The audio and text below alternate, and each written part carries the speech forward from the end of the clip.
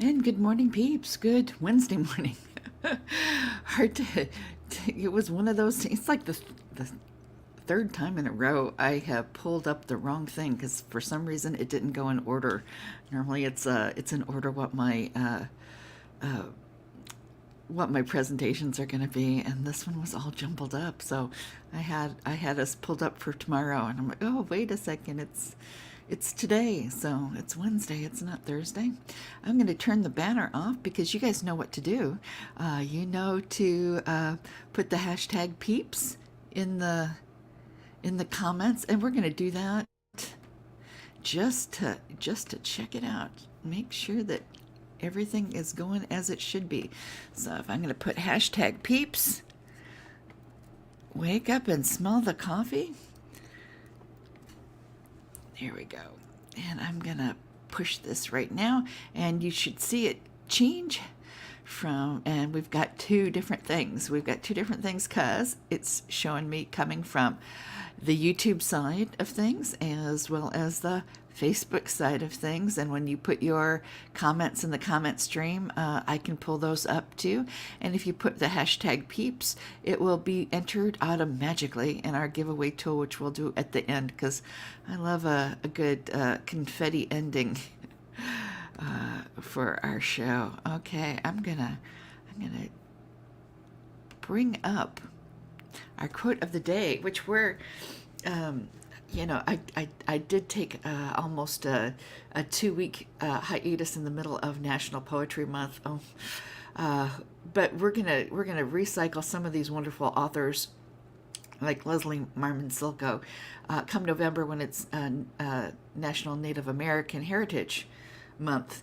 But also these guys are sprinkled all through my content because it can't be 28 days for African American voices. It can't be even 31 days for Asian Pacific or Native American or whatever. We just have to have a chopped salad. It's got to be all mixed up because that's what America is in the best sense. It's not a melting pot because we want these cultures to stand distinctly. I like it more as a chopped salad so you still see the distinct cultures in there, but they mix and they complement each other so well.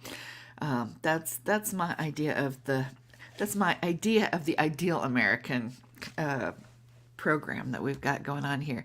So I'm going to put myself small so we can take a better look at what Leslie Marmon Silko has to say. Not only is she a novelist, but she's a poet, but she's an incredible novelist. So I really encourage you to check out her work. That's one of the reasons why I'm doing this is to think that to have us think the bite-sized thoughts that I'm showing here with the quotes, but also to encourage you guys to check out the authors that I'm showcasing here. But it left something within him. As long as the hummingbird had not abandoned the land, somewhere there were still flowers, and they could all go on, right?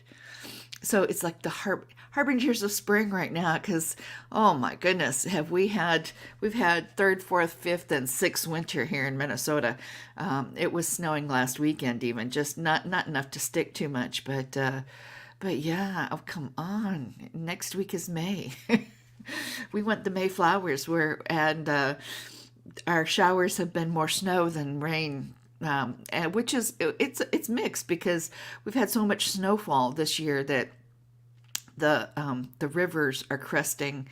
Well, I don't know if they're even cresting right now. They are at all-time highs, and they're probably not even cresting. So they're probably going to be getting higher. So it does slow things down when it comes down as freezing rain rather than torrential rain. So there is that kind of silver lining in there, but still and all.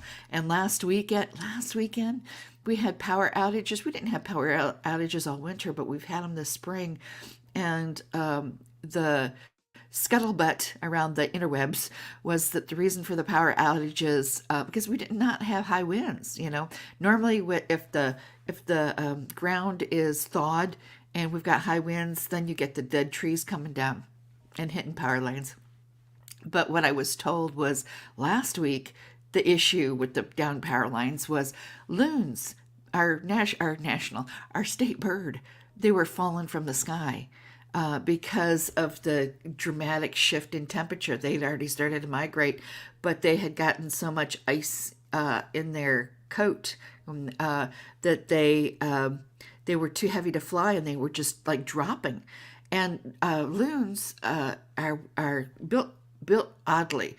They're swimmers and they're flyers, but they're not walkers. Their feet go backwards, so they can't walk. And even if they get into like a puddle or something like that, a small pond, they need a large span, a river or a larger lake, to get enough real estate to have liftoff.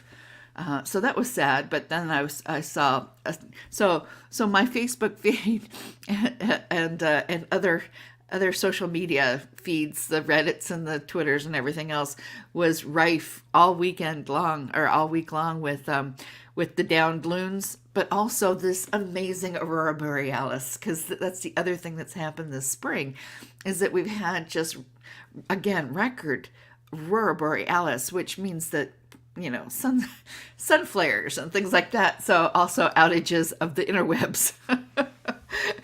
Can't win for losing, but boy, nature does put on a show. And falling loons and aurora borealis is like I've never seen. Oh my Lord. Oh my Lord. It's something to behold. Okay. But with all of that, there is hope to go on, because the grass is green. Even with the frost and the snow, as soon as it was melting, the grass would get greener and greener and greener. Pretty soon we'll be seeing some flowers. I know it. It can't stay like this forever. Yeah, it can snow in May. Huh? It can probably snow in June. But I have faith that we are going to have a growing season this year. Um, uh, but with it left something with it, but it left something within him, as long as the hummingbird had not abandoned the land. Somewhere there were still flowers, and they could go on. What is your hummingbird? Think about that. Think about the hummingbird not just as, of course, in this case, it's both metaphor and real, because hummingbirds need flowers to stick around. They're migratory boogers, so they can fly a long ways. They do. They migrate for little guys. They really have a lot of energy and stamina and everything else, so they can go. But they do need flowers, or else they'll go to where the flowers are. So what is it that you look for to know that there are flowers that feed your soul in your life? What are the harbingers of spring for you? What are the harbingers of hope for you? What are those markers? Just kind of think about it a little bit. And if you're a poet or if you're a writer, use that as a writing prompt. I initially, if you've been listening to the channel long enough, the Chicory Chix started as short stories that I was hoping going to turn into either radio plays or novellas or novels. And then I repurposed them as writer prompts and writer accountability. But, for other folks, and that was when we were on Twitter. Oh, ha, ha. We've got flowers. I'm going to show you, Tina. Here she comes. Flowers that sprout through cracks in the concrete. I know. God, I love me some dandelions. I always tease that possums are my spirit animal. If possums are my spirit animal, dandelions are my spirit flower. Because, there's nothing more hopeful than something coming up through the concrete, right? What I'm going to be doing here is I'm going to hold myself accountable. I paid for another year at this place, so I don't have to move. So I've got all my bills paid. I got my library card, so I'm not spending so much money on Amazon. Plus, I got I can't even fit any more books in this place. I'm not going to have a place to sit down if I get more books. So, but I can borrow them from the library. So my costs are down, so I have no excuse. So this is my year of writing, writing, writing, writing. And you guys need to hold me accountable for that. Dandelions and clover, and you know one of my favorites also is dead nettle. It sounds awful, but they're beautiful. It's in the mint family, and it's one of the first to flower. There's like three different varieties of them technically, but they're like the first one of the first things to flower, even before the dandelions and the clovers. You got those little purple dead nettles that pop up through the grass, and you can make tea with it too. It's edible. I know that from my hillbilly grandma. So it was double pleasure. Not only were the pollinators getting their first sip of nectar, but we were putting it in with our scrambled eggs as kind of like a spinach kind of a thing. So, but anyway, we are out of time. We are out of time, but I'm excited because I've figured out what I'm doing this year. So, and I'm taking you on along with me.